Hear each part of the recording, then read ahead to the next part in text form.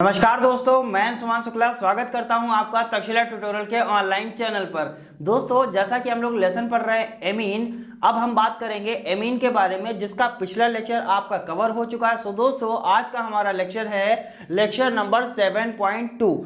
दोस्तों, lecture number 7.1 हमने cover कर लिया है, वहां पर हमने कई सारी चीजों को भी देखा था। आज हम बात करेंगे लेक्चर नंबर 7.2 में। दोस्तों, जैसा कि हमने लास्ट लेक्चर में 7.1 में आपसे यह डिस्कस किया हुआ था कि एथिलेमीन क्या होते हैं, एथिलेमीन के भौतिक गुण क्या होते हैं और एथिलेमीन के रासायनिक गुण क्या होते हैं। वहां पर हम दोस्तों आपको रासायनिक गुण पढ़ा रहे थे। सो उन्हीं रासायनिक गुणों के क्रम को हम आज और आगे बढ़ाएंगे और देखेंगे उस एथिलेमीन के क्या और भी रासायनिक गुण होते हैं या नहीं होते हैं, क्या उनमें कोई नेम्ड रिएक्शन होती हैं या नहीं होती हैं, उन सारी चीजों की हम बात करेंगे। सो दोस्तों, स्टार्ट करते हैं लेक्चर और देखते हैं यहाँ पर लिखी हुई कुछ रिएक्शंस, उनको समझने की कोशिश करेंगे। सो दोस्तों, जैसा कि हमने बात किया कि एथिलेमीन के बारे में हम लास्ट लेक्चर में पढ़ रहे थे, जिसका फॉर्मूला क्या होता है उसको लिख लेते हैं यहाँ पर। सर, इसका फॉर्मूला होता है C2H5NH2। यही तो हमने बताया था। एमीन का मतलब क्या होगा सर? NH2 होगा। अब हमने कल आपसे ये भी डिस्कस किया हुआ था, सर ये बताइए क्या सेकेंडरी एमीन ज्यादा क्षारीय होगा कि टर्सरी एमीन ज्यादा क्षारीय होगा? तो सभी का आंसर क्या होगा सर? टर्सरी एमीन पर प्लस आई इफेक्ट वर्क नहीं करता है, इसीलिए टर्सरी एमीन जो होगा वो ज्यादा क्षारीय नहीं होगा, बल्कि जो सेकेंडरी एमीन होगा वो ज्यादा क्षारीय होगा, क्योंकि वहां पर प्लस आई इफेक्ट वर्क करता है। और हमें पता है जब एल्किल समूह बढ़ते हैं तो प्लस आई इफेक्ट बढ़ता है। प्लस आई इफेक्ट बढ़ने से क्या होगा सर? उसके क्षारीय होने का क्रम भी बढ़ता है, इसीलिए प्राइमरी एमीन कम क्षारीय होता है और सेकेंडरी एमीन ज्यादा क्षारीय होता है। और प्राइमरी और सेकेंडरी दोनों से कम क्षारीय कौन होता है आपका? टर्सरी होता है। टर्सरी के पहले कौन आता है? अमोनिया आता है। उसके पहले कौन सा आ जाता है? एरोमेटिक यानी एनिलीन आ जाता है। सो दोस्तों, ये सारी चीजें हमने बात की हुई थी। एथिलेमीन की हम बात कर रहे थे, एथिलेमीन के रासायनिक गुण पढ़ रहे थे। यहाँ पर हेडिंग हमने बना लिया है रासायनिक गुण, जिसके कुछ रासायनिक गुण आपने देखे हुए थे। तो दोस्तों, यहाँ पर अगले रासायनिक गुण हमने लिखे हुए हैं। जो भी रिएक्शंस हमने यहाँ पर लिखी हुई हैं, ये सारी की सारी रिएक्शंस आपकी बहुत ही ज्यादा इंपॉर्टेंट है। जैसा हम आपसे हर लेक्चर में कहते हैं, बेटा आप प्रैक्टिस जरूर करिएगा। जब तक प्रैक्टिस नहीं करेंगे तब तक इन रिएक्शंस को तैयार करना आसान नहीं है, आपके लिए बिल्कुल भी आसान नहीं है। तो दोस्तों, चलिए बढ़ते हैं रिएक्शंस की तरफ और देखेंगे इन रिएक्शंस को, उसके बाद देखेंगे आगे की रिएक्शन।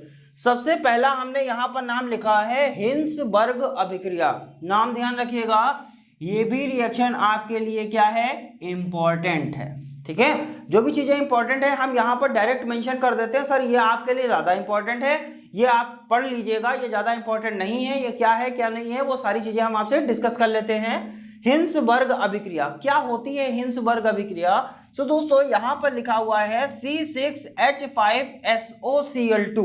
क्या लिखा हुआ है? C6H5SOCl2।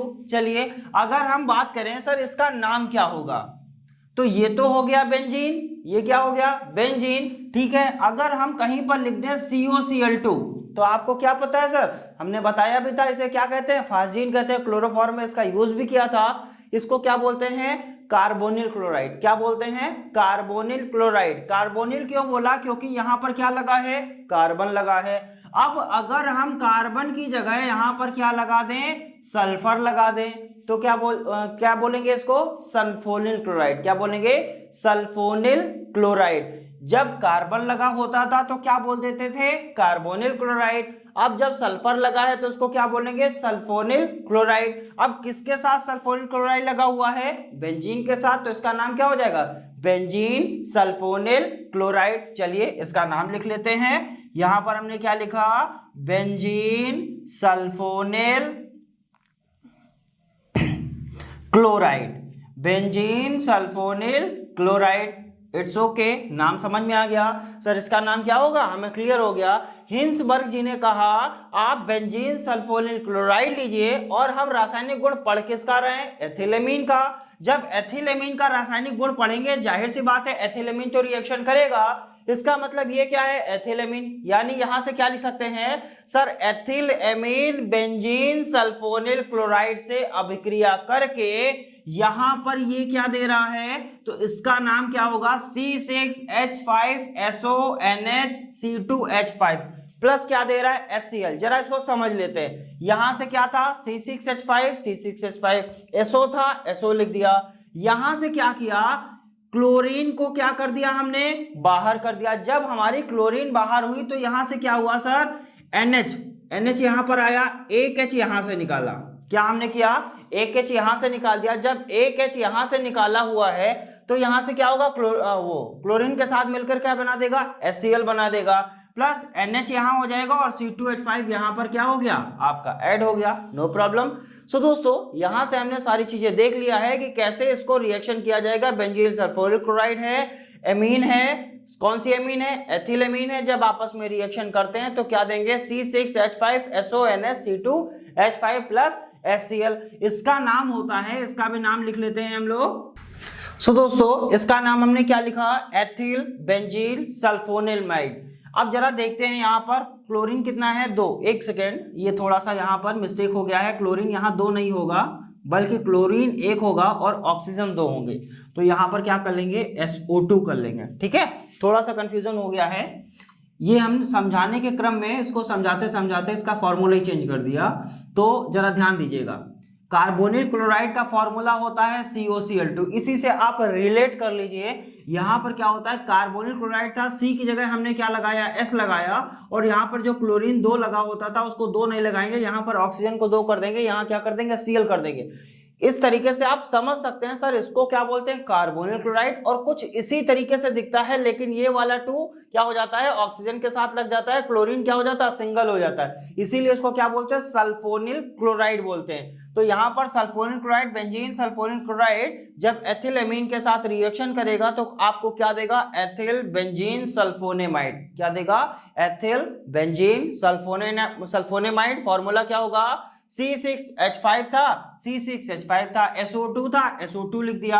अब यहां से हमने क्या किया Cl निकाला और यहां से एक H को निकाल दिया और जो बचा हुआ है वो जोड़ दिया। जब यहां से एक H निकल जाएगा एक ही H तो बचेगा, यानी यहां आ गया क्या NH, C2H5 लगा था C2H5 लगा दिया, ये H और ये Cl मिलकर क्या बना देगा HCl बना देगा। तो ये आपकी कौन सी रिएक्शन है हिंसबर्ग अभिक्रिया।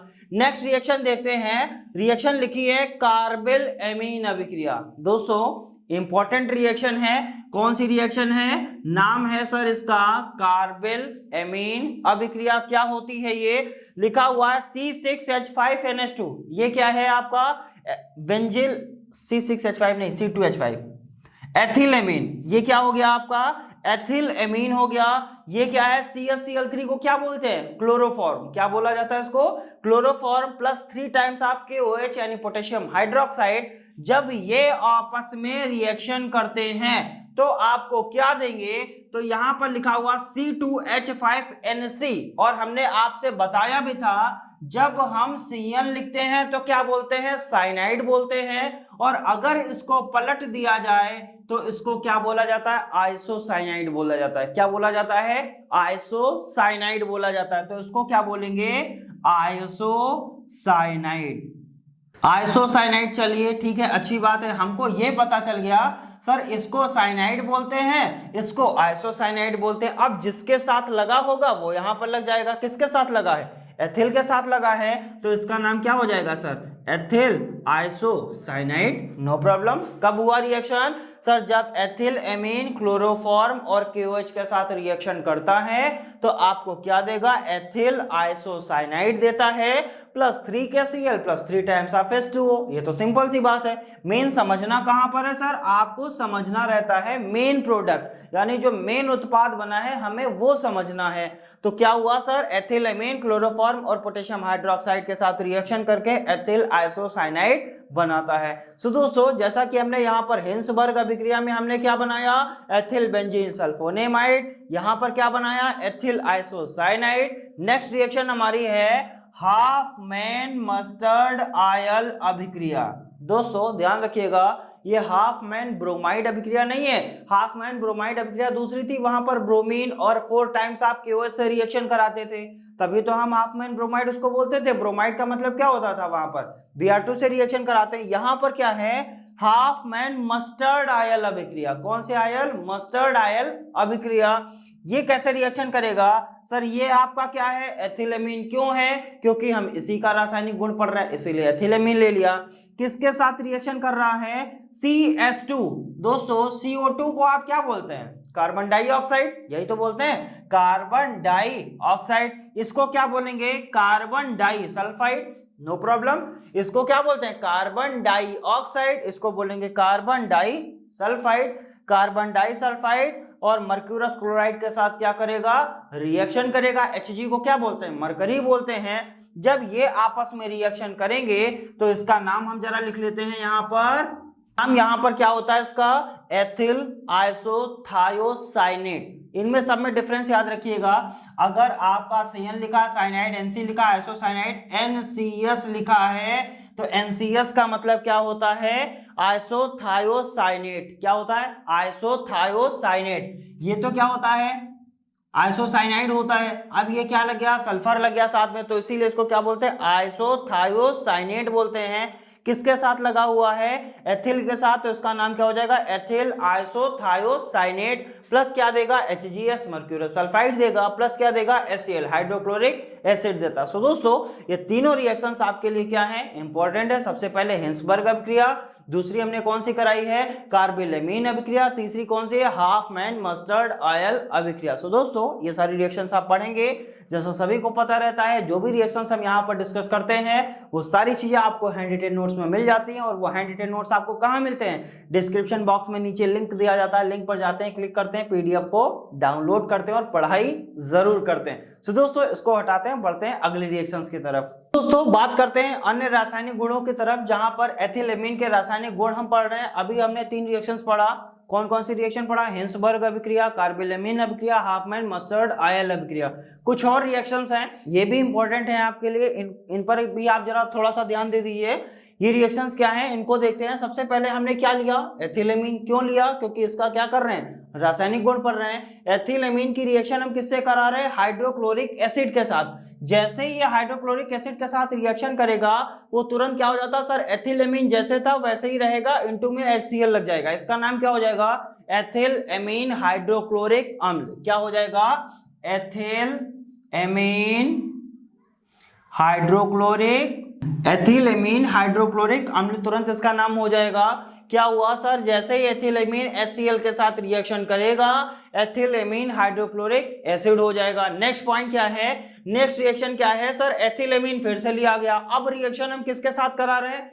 हाइड्रोजन सल्फेट, या इसको क्या बोलते हैं? सल्फ्यूरिक एसिड बोलते हैं। सल्फ्यूरिक एसिड के साथ जब एथिलेमीन रिएक्शन करेगा तो होगा क्या? एथिलेमीन आपने यहां पर कितना लिया है? 2 टाइम्स ऑफ C2H5NH2 लिया है। अब यहां पर क्या होगा सर? C2H5NH3 का होल ट्वाइस, यहां पर होल ट्वाइस लग गया, इनटू सल्फेट लग गया। इसको बोलते हैं एथिल अमोनियम सल्फेट। कौन सा सल्फेट? एथिल अमोनियम सल्फेट बोलते हैं। सिंपल सी बात है, जरा देखिए यहाँ पर हाइड्रोजन कितना है? 2 दूना 4, और यहाँ पर कितना है? 4 और 2 6। जरा देखिए 3 दूना 6 है कि नहीं है? बाकी C2H5 वाला तो वो H5 रहेगा ही रहेगा। यहाँ पर भी 6 हाइड्रोजन है, यहाँ पर भी टोटल हाइड्रोजन की संख्या कितनी है? 6 है। इसका मतलब हुआ क्या सर? ये सल्फेट अलग हो गया और ये हाइड्रोजन इसके साथ आ गया और इसने क्या बना दिया? Ethyl ammonium sulphate. और ये सल्फेट जो था वो इसके बाहर लग गया, तो पूरा प्रोडक्ट जो बना है वो क्या हुआ है? Ethyl ammonium sulphate. सो दोस्तों उम्मीद करते हैं दोनों रिएक्शंस अच्छे से समझ में आई होंगी। बढ़ते हैं अगली रिएक्शन की तरफ। दोस्तों अगली रिएक्शन है एथिलेमीन HNO2। HNO2 को क्या बोलते हैं? नाइट्रस ऑक्साइड बोलते हैं। अब बात करते हैं, सॉरी नाइट्रस, हाँ नाइट्रस ऑक्साइड बोलते हैं। एथिल एमीन नाइट्रस ऑक्साइड के साथ रिएक्शन करेगा तो यहां पर क्या बनाएगा? इसको बोलते हैं क्या? C2H5OH। OH को एल्कोहल C2H5 के साथ लगा हुआ है तो क्या बोलेंगे इसको? Ethyl alcohol. कौन सा एल्कोहल? Ethyl alcohol. और इसका नाम तो कोई जानता ही नहीं होगा, क्या होता है? इसको बोलते हैं नाइट्रोजन बोलते हैं। इसको क्या बोलते हैं? वाटर बोलते हैं। तो यहां से आपको क्या मिला सर? Ethyl alcohol. कब मिलेगा सर? एथिल एल्कोहल हमको तब मिलता है जब एथिलेमीन नाइट्रस ऑक्साइड के साथ रिएक्शन करता है तो हमको क्या मिलता है? एथिल एल्कोहल मिलता है। जरा देखिए, या इसको आप ऐसा भी बोल सकते हैं, नाइट्रस अम्ल भी बोल सकते हैं, ठीक है? नाइट्रस अम्ल बोलते हैं। नाइट्रस एसिड के साथ जब रिएक्शन करेगा तो क्या मिलेगा? तो आपको मिलेगा एथिल एल्कोहल HNO3 के बारे में सबने सुना होगा। HNO3 को क्या बोलते हैं? नाइट्रिक अम्ल बोलते हैं। कब? जब ऑक्सीजन 3 होते हैं। जब ऑक्सीजन 2 होते हैं तो इसको क्या बोलते हैं? नाइट्रस अम्ल बोलते हैं। क्या बोलते हैं? नाइट्रस अम्ल बोलते हैं। चलिए दोस्तों बढ़ते हैं आगे की तरफ। अगली रिएक्शन सब लोग पहचानते होंगे, एथिलेमीन है, CH3MgI। इसको क्या लिख सकते हैं? RMgI को क्या लिखते हैं? X। और ये क्या होता है? ग्रिग्नार्ड रिएजेंट होता है कि नहीं? ग्रिग्नार्ड अभिकर्मक। जब ये ग्रिग्नार्ड अभिकर्मक से रिएक्शन करेगा तो होगा क्या सर? आपको पता है ये CH3 वाले में क्या जुड़ जाएगा? एक H जुड़ जाएगा। तो जब एक H जुड़ गया तो पहले था मेथिल, अब जब एक H और जुड़ गया तो H कितना हो गया? 4। तो इसको क्या बोलते हैं सर? इसको बोलते हैं मेथेन। क्या बोलते हैं? मेथेन। और C2H5 जो था वो C2H5 आया, यहां से एक H निकल गया, यहां से एक H निकला, तभी तो आपका एक H यहां पर जुड़ा और तब क्या बना? आपका मेथेन बना। अब यहां से जब एक H निकल गया, बचा क्या? NH बचा हुआ। और आपके पास क्या बचा हुआ? MgI बचा हुआ है कि नहीं? मैग्नीशियम आयोडाइड, यानी एथिल एमीन मैग्नीशियम आयोडाइड। इसको क्या बोलेंगे? Ethyl amine magnesium iodide. So दोस्तों उम्मीद करते हैं एथिल एमीन के रासायनिक गुण अच्छे से समझ में आए होंगे। बढ़ते हैं अगले टॉपिक की तरफ। और दोस्तों हमारा अगला टॉपिक होगा एनिलीन। क्या पढ़ेंगे? हम एनिलीन के बारे में पढ़ेंगे। और एनिलीन का फॉर्मूला हमने आपको क्या बताया था? C6H5NH2, यानी ये एरोमेटिक में चला जाएगा। जैसे ये एरोमेटिक में जाएगा, ये कैसे बनाया जाएगा इसकी भी हम बात करेंगे, इसकी भी रिएक्शंस लिखेंगे और इसको भी समझने की कोशिश करेंगे। सो दोस्तों बात करते हैं एनिलीन के बारे में। जैसा अभी हमने आपको फॉर्मूला बताया C6H5NH2, ये फॉर्मूला किसका होता है? एनिलीन का होता है। और ये कौन सा एमीन है? एलिफेटिक एमीन है कि एरोमेटिक एमीन है? तो जहां पर C6H5 आ जाएगा इसका मतलब एरोमेटिक रिंग आ गया। जैसे ही एरोमेटिक रिंग आया इसका मतलब क्या हुआ सर? ये एरोमेटिक एमीन में चला गया। अब एरोमेटिक एमीन भी हमने दो प्रकार के बताए थे। हमने कहा था एक एमीन ऐसा होता है जिसमें डायरेक्ट एमीन एरोमेटिक रिंग से जुड़ा हुआ होता है, और एक एरोमेटिक एमीन ऐसा होता है जिसमें एरोमेटिक एमीन में क्या होता है, या एरोमेटिक रिंग में जो एमीन होता है वो पार्श्व श्रृंखला में जुड़ा होता है। अब यहां पर क्या हुआ सर? C6H5NH2, इसका मतलब क्या होगा सर? ये एरोमेटिक रिंग होगा, इसमें क्या होगा? NH2 क्या होगा? डायरेक्ट ऐड है, इसीलिए इसको क्या बोलते हैं? एरोमेटिक एमीन बोलते हैं। अब इसको आप इस तरीके से लिखिए या इस तरीके से लिखिए, बात एक ही है। अब बात करते हैं सर जो एनिलीन है आखिरकार वो बनाया कैसे जाएगा? क्या उसकी प्रयोगशाला विधि होगी? क्या उसकी औद्योगिक विधि होगी? क्या अन्य विधियों के द्वारा भी हम एनिलीन को बना सकते हैं या नहीं बना सकते हैं? इसकी भी चर्चा हम करेंगे। सो दोस्तों पहले हम बात करेंगे प्रयोगशाला विधि, यानी प्रयोगशाला में कैसे बनाई जाती है। यहां पर क्या लिया? SN, स्टेनलेस बोलते हैं इसको।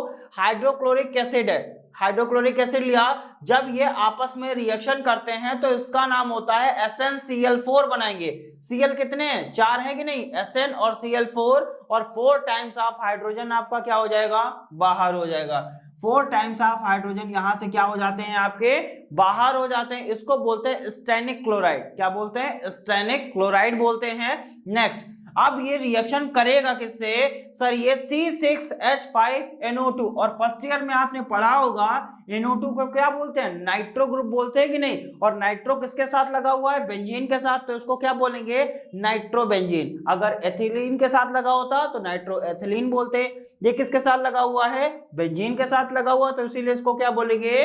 नाइट्रोबेंजीन। चलिए फिर हमने कहा यहां पर हमने क्या लिया? 6 टाइम्स ऑफ H, और हमने आपसे बोला था कि सर जब ऑक्सीडेशन होता है तो ऑक्सीजन से रिएक्शन कराया जाता है, और जब अपचयन होता है तो हम हाइड्रोजन से रिएक्शन को कराते हैं। अब यहां पर क्या हुआ सर? जो नाइट्रोबेंजीन था वो हाइड्रोजन से रिएक्शन करके क्या बनाएगा? एनिलीन बनाएगा, यानी C6H5NH2। अब देखिए जरा यहां से क्या हुआ? N तो था, N है, कोई दिक्कत नहीं है। हाइड्रोजन यहां कितना लिया गया है? 6 हाइड्रोजन लिया गया, और हमको चाहिए कितने हाइड्रोजन? 2 ही हाइड्रोजन। इसका मतलब 4 हाइड्रोजन बाकी रह गए। 4 हाइड्रोजन का मतलब जरा देखिए यहां पर 4 हाइड्रोजन है कि नहीं? और यहां से ऑक्सीजन आपने कितना निकाला? 2 ऑक्सीजन निकाला, इसीलिए 2 टाइम्स ऑफ वाटर क्या हो गया? बाहर हो गया। ऐसे भी आप समझ सकते हैं ऑक्सीजन के पास कुछ भी नंबर नहीं है, यहाँ 1 मान लीजिए, 1 की 2 से मल्टीप्लाई करेंगे कितना आएगा? 2 ही तो आएगा, यानी 4 हाइड्रोजन है और 2 ऑक्सीजन है। सिंपल सी बात है। अब हम बात करते हैं सर यहाँ पर हुआ क्या? नाइट्रोबेंजीन का जब अपचयन हुआ,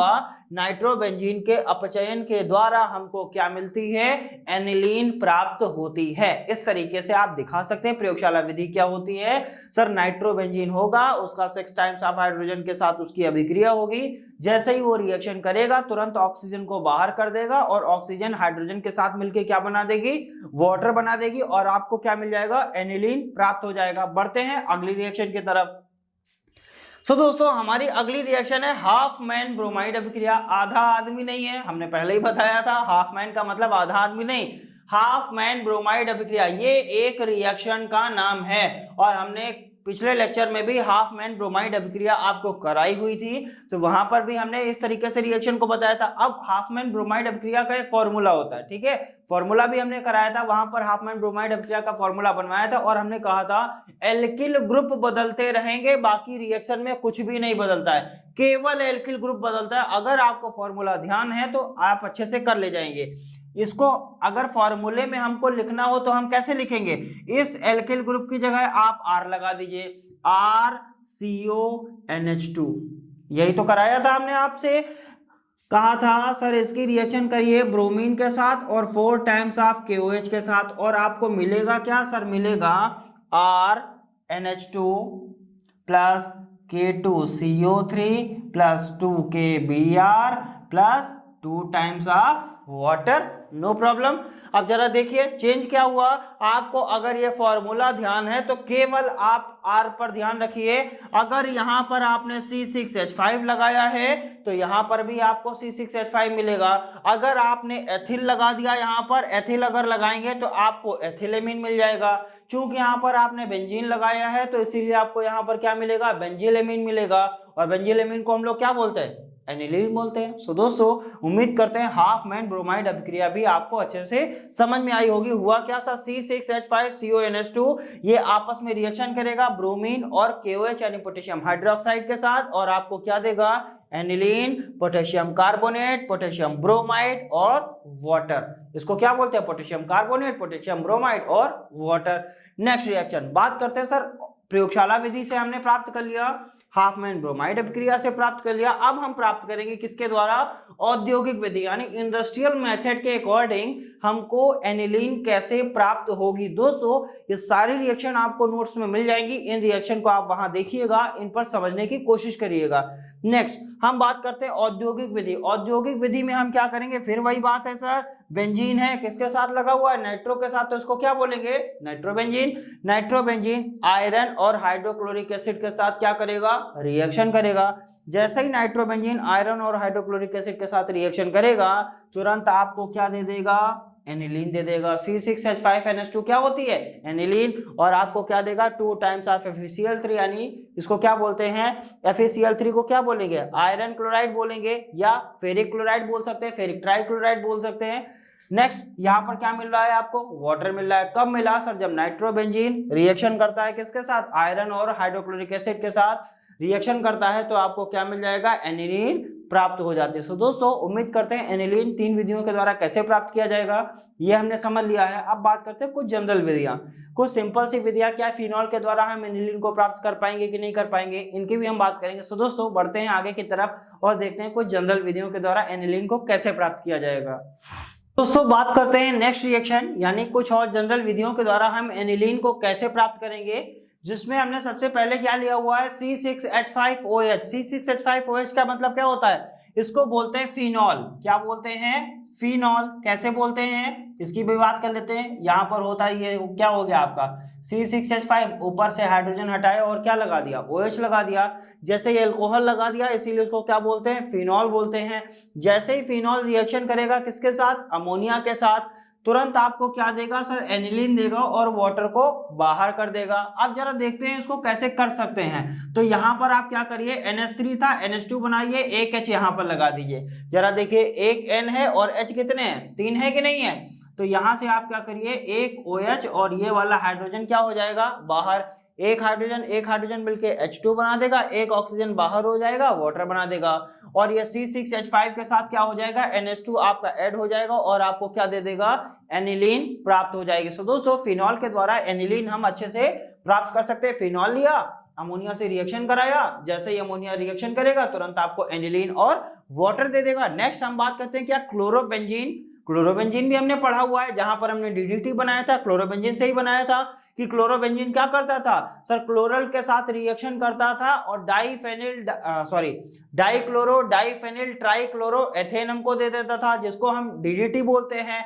जो कीटनाशक होती है। ये सारी चीजें हम पढ़ भी चुके हैं। सो दोस्तों बात करते हैं सर ये क्या होता है, क्लोरोबेंजीन का फॉर्मूला यही तो बताया था, C6H5Cl। C6H5Cl, कुछ क्लोरोबेंजीन हम कुछ इस तरीके से बनाते थे कि नहीं, यहाँ पर Cl लगाते थे, ये एरोमेटिक रिंग हो जाती थी। ठीक है, तो यहाँ पर क्या हुआ सर, ये क्या है आपकी क्लोरोबेंजीन है, किससे रिएक्शन कर रही है, अमोनिया के साथ, किसकी उपस्थिति में, Cu2O यानी क्यूप्रस ऑक्साइड। अमोनिया और क्यूप्रस ऑक्साइड के साथ जैसे ही क्लोरोबेंजीन रिएक्शन करता है तुरंत आपको क्या देगा सर, एनिलीन दे देता है। क्या देता है, एनिलीन दे देता है। यहां से C6H5NH2 मिलेगा और यहां से जो क्यूप्रस ऑक्साइड में जो ऑक्सीजन था वो हाइड्रोजन के साथ मिलके क्या हो जाता है, बाहर, यानी वाटर बाहर हो जाएगा और यहाँ वाला जो Cl है वो इसके साथ लग जाता है और जैसे ही ऑक्सीजन के साथ ये Cl लगेगा तुरंत क्या हो जाएगा, यहाँ पर क्यूप्रस क्लोराइड। क्लोरीन यहाँ पर कितने हैं, 2 क्लोरीन है कि नहीं है, देखिए जरा यहाँ पर 2 क्लोरीन है कि नहीं है। कॉपर यहाँ कितना था, 2 कॉपर था कि नहीं था, 2 कॉपर था। ऑक्सीजन यहाँ कितना था, 1 ऑक्सीजन था और 2 हाइड्रोजन यहाँ से निकाला। जैसे ही 1 ऑक्सीजन और 2 हाइड्रोजन आपस में मिलते हैं तुरंत क्या बनाएंगे, वाटर बनाएंगे और यहाँ पर क्यूप्रस क्लोराइड बनाएगा और यहाँ आपको क्या मिल जाएगा, एनिलीन प्राप्त हो जाएगा। सो दोस्तों उम्मीद करते हैं एनिलीन आपको अच्छे से समझ में आया होगा। बढ़ते हैं आगे की तरफ और देखते हैं एनिलीन के भौतिक गुण क्या होते हैं, उसके बाद हम पढ़ेंगे एनिलीन के रासायनिक गुण। सो दोस्तों यहाँ पर हम भौतिक गुण की बात कर रहे हैं। सबसे पहला भौतिक गुण क्या होता है, यह रंगहीन होती है, नो प्रॉब्लम, रंगहीन द्रव है। नेक्स्ट, वायु में रखने पर क्या हो जाती है, ऑक्सीकृत। कौन ऑक्सीकृत हो जाती है, एनिलीन, यानी एनिलीन जो होती है वो ऑक्सीकृत हो जाती है। क्यों ऑक्सीकृत होती है, क्योंकि इसका आंसर यहां छुपा हुआ है। ये क्या होती है, वाष्पशील होती है। क्या होती है, वाष्पशील होती है। और ये क्या है सर, ये जल में अविलेय होती है, यानी ये जल में घुलनशील नहीं होती है। कौन जल में घुलनशील नहीं होती है, तो एनिलीन जल में घुलनशील नहीं होती है। दोस्तों पढ़ाई जरूर करिएगा। बढ़ते हैं आगे की तरफ और देखते हैं एनिलीन के रासायनिक गुण। सो दोस्तों बात करते हैं एनिलीन। एनिलीन के भौतिक गुण हमने देख लिए हैं, अब बात करते हैं एनिलीन के रासायनिक गुण। जनरल रिएक्शंस हैं, इनको देखते हैं कि एनिलीन के आखिरकार रासायनिक गुण क्या होंगे। एनिलीन के बारे में बात करेंगे और रासायनिक गुणों के बारे में बात करेंगे तो जाहिर सी बात है हम वहां पर एनिलीन की रिएक्शन ही कराएंगे। सो दोस्तों पहली रिएक्शन क्या है, यहां पर लिया हमने एनिलीन। एनिलीन हाइड्रोक्लोरिक एसिड के साथ रिएक्शन करता है तो क्या बनाता है, अभी हमने आपसे बताया था सर, जब एथिलेमीन हाइड्रोक्लोरिक एसिड के साथ रिएक्शन करता था तो हमने कहा था सर डायरेक्ट HCl यहाँ पे जुड़ जाता है और उसका नाम क्या हो जाता था, एथिलेमीन हाइड्रोक्लोरिक अम्ल। चूंकि यहाँ पर क्या है, बेंजीन है, बेंजीन की वजह से ये क्या हो गया, एनिलीन हो गया। अगर C2H5 होता तो एथिलेमीन हो जाता। तो एनिलीन जो हो गया वो हाइड्रोक्लोरिक एसिड के साथ जब रिएक्शन करेगा तो एनिलीन हाइड्रोक्लोरिक एसिड बनाएगा, नो प्रॉब्लम। यहाँ पर क्या बना हुआ है, ये एनिलीन है, ये हाइड्रोक्लोरिक एसिड है।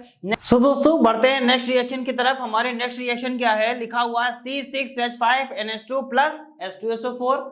हमने क्या कहा था, जब एथिलेमीन करा रहे थे तो वहां पर हमने बोला था जब एथिलेमीन क्या करता है, H2SO4 के साथ रिएक्शन करता था तो हमने वहां पर यह बताया था हाइड्रोजन एथिलेमीन के साथ चला जाता है और क्या बना देता है, C2H5NH3 का होल ट्वाइस, और जो बचा हुआ सल्फेट होता है वो उसके बाहर लग जाता है। ये हमने बताया हुआ था। लेकिन यहाँ पर मामला थोड़ा सा उल्टा है। मामला क्या है, ध्यान दीजिएगा, यहाँ पर जो एनिलीन होता है वो तो वैसे ही रहेगा, लेकिन यहाँ पर जो ये 2 लगा हुआ है ये कहाँ आ जाएगा, सफिक्स में आ जाएगा और सल्फ्यूरिक एसिड कहाँ आ जाएगा, इसके साथ मल्टीप्लाई में आ जाएगा। इसको क्या बोलते हैं, एनिलीन हाइड्रोजन सल्फेट भी बोल सकते हैं या एनिलीन सल्फ्यूरिक एसिड भी बोल सकते हैं, आपकी इच्छा की बात है, जो अच्छा लगे वो बोलिए।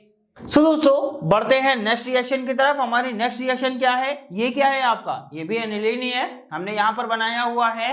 एनिलीन को आप C6H5NH2 लिखिए या कुछ इस तरीके से लिख दीजिए। अब हमने क्या बोला सर, यहाँ रिएक्शन किससे करा रहे हैं, ऑक्सीजन के साथ, और हमने आपसे क्या बोला था सर, जब हाइड्रोजन के साथ रिएक्शन होती है तो अपचयन कहलाता है और जब ऑक्सीजन के साथ रिएक्शन होती है तो वो ऑक्सीडेशन कहलाता है। और ये रिएक्शन देखने में तो सिंपल लग रही है लेकिन बहुत ही ज्यादा आपके लिए क्या है, इंपॉर्टेंट है। क्यों इंपॉर्टेंट है? सिंगल रिएक्शन है। ध्यान क्या रखना है सर, जब एनिलीन का ऑक्सीडेशन होता है तो आपको क्या मिलता है, कुछ इस तरीके का स्ट्रक्चर प्राप्त होता है। इसे बोलते क्या है, तो लिखा हुआ है पी बेंजोक्विनोन। क्या लिखा हुआ है? P benzoquinone. और हमने पी का मतलब क्या बताया था, हमने आपसे कहा था सर 3 पोजीशन होती हैं, आर्थो, मेटा और पैरा। यहां पर जरा देखिए, ये ऑक्सीजन कहां पर लगा हुआ है, पैरा पोजीशन पे लगा हुआ है कि नहीं लगा हुआ है। और जब डबल बॉन्ड O लगता है एक कार्बन के साथ, जब डबल बॉन्ड में O लगता है और इसके 2 बॉन्ड होते हैं तो इसको क्या बोलते हैं, कीटोन बोलते हैं। ओन समूह हो जाता है कि नहीं।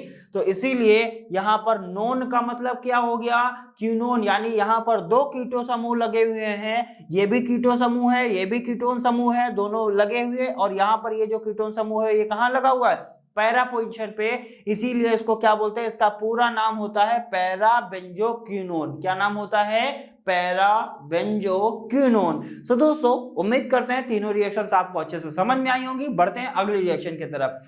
अगली रिएक्शन क्या है, सिंपल सी बात है। यहां पर क्या लिखा हुआ है, एनिलीन। ठीक है, अच्छी बात है, एनिलीन है, किसके साथ रिएक्शन कर रहा है, C2H5 MgBr। इसको क्या बोलते हैं, ग्रिग्नार्ड अभिकर्मक। बोलेंगे कि नहीं बोलेंगे, बिल्कुल, RMgX ग्रिग्नार्ड अभिकर्मक। जब ये इसके साथ रिएक्शन करेगा तो हमने कई बार बताया है, तो यहां पर क्या होता है, एमीन का एक हाइड्रोजन इसके साथ आ जाता है, इसके साथ एक हाइड्रोजन निकलेगा वो यहां पर आ जाएगा। जब एक हाइड्रोजन यहां आ जाएगा तो C2H6 हो जाएगा, क्योंकि यहां पर H कितना है, 5 है। अब यहां एक हाइड्रोजन आ गया तो 6 हो गया। बचा क्या आपके पास, C6H5 बचा, C6H5 NH बचा, एक हाइड्रोजन तो यहां से चला गया, बचा क्या आपके पास, NH बचा। और यहां से आपके पास क्या बचा, MgBr बचा। यहां से हमने क्या लगा लिया, MgBr लगा लिया। इसको क्या बोलेंगे, बेंजीन। इसको क्या बोलेंगे, टोटल इसका पूरा नाम क्या हो जाएगा, बेंजीन एमीन मैग्नीशियम ब्रोमाइड। तो इस तरीके से, या हम ऐसा भी बोल सकते हैं, अगर आप ध्यान दीजिए तो एनिलीन मैग्नीशियम ब्रोमाइड भी बोल सकते हैं इसको। सो दोस्तों उम्मीद करते हैं ये सारी रिएक्शंस आपको अच्छे से समझ में आई होंगी। बढ़ते हैं अगले रिएक्शन की तरफ और देखते हैं हम अगले रासायनिक गुण। बात करते हैं रासायनिक गुणों की, जिसमें हमने 3 रासायनिक गुण लगभग 4 रासायनिक गुण देख लिए हैं। आगे के रासायनिक गुण कुछ नेम्ड रिएक्शन है, इनको भी देखेंगे। सबसे पहली रिएक्शन क्या है, कार्बिल एमीन अभिक्रिया। और अभी आपने ये रिएक्शन पढ़ी है, carbyl amine reaction. Carbyl amine अभिक्रिया क्या हो गई सर, यहां पर अब क्या लग गया, C6H5 लग गया, यानी ये अब क्या हो गया, एनिलीन हो गया। अगर इसका आप फॉर्मूला देखें तो फॉर्मूला भी आप यहां से निकाल सकते हैं। कैसे निकालेंगे, कार्बिल एमीन का फॉर्मूला क्या हो जाएगा sir, RNH2 plus CH Cl3 सब में रहेगा, 4 टाइम्स ऑफ KOH सब में रहेगा, गिव्स आउट R यहां लग जाएगा, NC हो जाएगा, प्लस 3 टाइम्स ऑफ KCl सब में रहेगा, प्लस 3 टाइम्स ऑफ H2O रहेगा। कोई भी एमीन आप ले लीजिए, कार्बिल एमीन, आप उसमें रिएक्शन दिखा सकते हैं। कुछ इस तरीके से आप अपनी तरफ से रिएक्शंस बना सकते हैं। यहाँ पर क्या हुआ सर, कोई भी आप रिएक्शन ले लीजिए, अगर आपको रासायनिक गुण लिखने हैं तो आप उसमें कार्बिल एमीन रिएक्शन को आसानी से दिखा सकते हैं। सर R की जगह क्या लगा दिया, C6H5 लगा दिया, तो क्या हो गया, एनिलीन हो गया। अगर यहाँ C2H5 लगा देते तो क्या हो जाता, एथिलेमीन हो जाता। तो एनिलीन क्लोरोफॉर्म और पोटेशियम हाइड्रोक्साइड के साथ जब रिएक्शन करता है तो हमने क्या बोला था सर, NC जब होता है तो उसको क्या बोलते हैं, आइसोसाइनाइड। और किसके साथ लगा हुआ है, बेंजीन के साथ, तो इसको क्या बोलेंगे, बेंजीन आइसोसाइनाइड। अगर एथिलीन के साथ लगा होता तो क्या बोलते हैं, एथिलीन आइसोसाइनाइड। तो इस तरीके से हम ट्रीट कर सकते हैं। यहां पर क्या हो गया, पोटेशियम क्लोराइड और वाटर। सिंपल सी बात है, कार्बिल एमीन रिएक्शन अभी हमने आपको पढ़ाई थी। तो इस तरीके से आप फॉर्मूले भी डिराइव कर सकते हैं। नेक्स्ट रिएक्शन क्या है, सिफ अभिक्रिया। दोस्तों बहुत ही ज्यादा इंपॉर्टेंट रिएक्शन, सिफ अभिक्रिया। क्या होती है सिफ अभिक्रिया या सिफ रिएक्शन, एनिलीन है, यहां पर क्या लिया हमने, एनिलीन, किसके साथ रिएक्शन कर रहा है, बेंजेल्डिहाइड। बेंजेल्डिहाइड का फॉर्मूला क्या लिखा है, O डबल बॉन्ड CH6H5। अभी आपको समझ में नहीं आ रहा होगा सर, एल्डिहाइड समूह के बारे में सबने पढ़ा है, क्या होता है, CHO। एल्डिहाइड यही होता है, एल्डिहाइड का ग्रुप, यानी एल्किल एल्डिहाइड हो गया, ये एल्किल हो गया, ये एल्डिहाइड हो गया। एल्डिहाइड को हम लोग कैसे लिख सकते हैं सर, इसको कुछ इस तरीके से लिख सकते हैं कि नहीं, ठीक है, बिल्कुल लिख सकते हैं। यानी कार्बन के साथ ऑक्सीजन क्या करता है, डबल बॉन्ड। अगर हाइड्रोजन को ऊपर दिखाना है तो आप हाइड्रोजन इस तरीके से दिखा सकते हैं। जरा देखिए यहाँ पर क्लियर है कि नहीं है सारी चीजें। एक कार्बन 4 बॉन्ड बनाता है 2 इसके साथ, और 2 यहाँ पर बनने 4 बॉन्ड बन गए कि नहीं। एक जगह एल्किल ग्रुप लगा हुआ, CH लगा हुआ, डबल बॉन्ड O लगा हुआ है, ठीक है। अगर हम यहाँ पर C2H5 लगा देंगे तो क्या हो जाएगा, एथिल एल्डिहाइड हो जाएगा। ठीक है, अगर हमने यहाँ पर लगा दिया C6H5 तो क्या हो गया, बेंजील्डिहाइड हो गया। क्या हो गया, बेंजील्डिहाइड। क्यों हुआ, क्योंकि यहाँ पर हमने क्या लगा दिया, बेंजीन। अब जरा देखिए C6H5 C double bond OH, यही तो लिखा हुआ है, और कुछ यही तो लिखा हुआ है, डबल बॉन्ड O लगा हुआ है कार्बन के साथ, और कार्बन के साथ हाइड्रोजन है, और C6H5 है, कुछ ऐसे ही तो लिखा हुआ है। तो इसे ही क्या बोलते हैं, बेंजील्डिहाइड। अब चीजें आपको समझ में आ रही होंगी, सर एल्डिहाइड का ग्रुप क्या होता है, सर CHO होता है। तो इस तरीके से जब एनिलीन बेंजील्डिहाइड के साथ रिएक्शन करेगा तो आपको क्या देगा, बेंजीलिडीन एनिलीन देगा। क्या देगा, बेंजीलिडीन एनिलीन देता है, और वाटर बाहर हो जाता है। अब बेंजीलिडीन एनिलीन कैसे देगा, सर ये जो हमने डबल बॉन्ड O इधर लिखा क्यों, क्योंकि हमको यहां से क्या करना है, वाटर। अब यहां से H2 और ऑक्सीजन निकल के बाहर हो जाएगा, वाटर। ठीक है, नेक्स्ट C6H5N था, C6H5N लिखा, डबल बॉन्ड था कि नहीं था, बिल्कुल ये डबल बॉन्ड था, डबल बॉन्ड लगाया, उसके तुरंत बाद क्या है, CH है, CH लिखा, C6H5 था, C6H5 लिख दिया, और इस पूरे यौगिक का नाम क्या होता है, बेंजीलिडीन एलेनिन। सो दोस्तों उम्मीद करते हैं दोनों रिएक्शन आपको अच्छे से समझ में आई होंगी। बढ़ते हैं अगली रिएक्शन की तरफ। अगली रिएक्शन भी आपने पढ़ी हुई है, डाई एजोटीकरण, और हमने पढ़ाया था डाई एजोनियम क्लोराइड जब करा रहे थे तो बेंजीन डाई एजोनियम क्लोराइड हमने बनाया हुआ था, और बेंजीन डाई एजोनियम क्लोराइड से हमने क्या किया था, क्लोरोबेंजीन बनाया हुआ था। वहां से क्या किया था sir, benzene di azonium chloride जो होती थी वहां से नाइट्रोजन को बाहर कर देते थे, क्लोरीन को इसके साथ लगा देते थे, और कहते थे हमको क्या मिल गया, क्लोरोबेंजीन प्राप्त हो गया। तो डाई एजोटीकरण की रिएक्शन हमने क्लोरोबेंजीन में भी आपको कराई हुई है, तो वहां से भी पढ़ सकते हैं और यहां से भी पढ़ सकते हैं, कोई दिक्कत नहीं है। तो डाई एजोटीकरण क्या होता है सर, एनिलीन होता है। एनिलीन किसके साथ रिएक्शन करेगा, इसको क्या बोलते हैं, नाइट्रस अम्ल बोलते हैं। कई जगह शायद हमने नाइट्रस ऑक्साइड यूज कर दिया है, तो इस मिस्टेक के लिए हम आपसे क्षमा मांगेंगे, क्योंकि नाइट्रस ऑक्साइड नहीं होता है बल्कि नाइट्रस अम्ल होता है। कभी फ्लो में चीजें निकल जाती हैं, तो ये क्या होता है सर, नाइट्रस अम्ल होता है। नाइट्रस अम्ल और हाइड्रोक्लोरिक एसिड के साथ जब ये रिएक्शन करता है तो इसका नाम क्या होता था, बेंजीन डाई एजोनियम क्लोराइड। क्या बोलते हैं इसको, बेंजीन डाई एजोनियम क्लोराइड। तो इसका नाम हो गया सर बेंजीन डाइएजोनियम क्लोराइड। कब हुआ सर, जब एनिलीन नाइट्रस अम्ल और हाइड्रोक्लोरिक एसिड के साथ रिएक्शन करता है तो हमको क्या देता है, बेंजीन डाइएजोनियम क्लोराइड देता है। सो दोस्तों उम्मीद करते हैं एनिलीन के बारे में अच्छे से आपको समझ में आया होगा।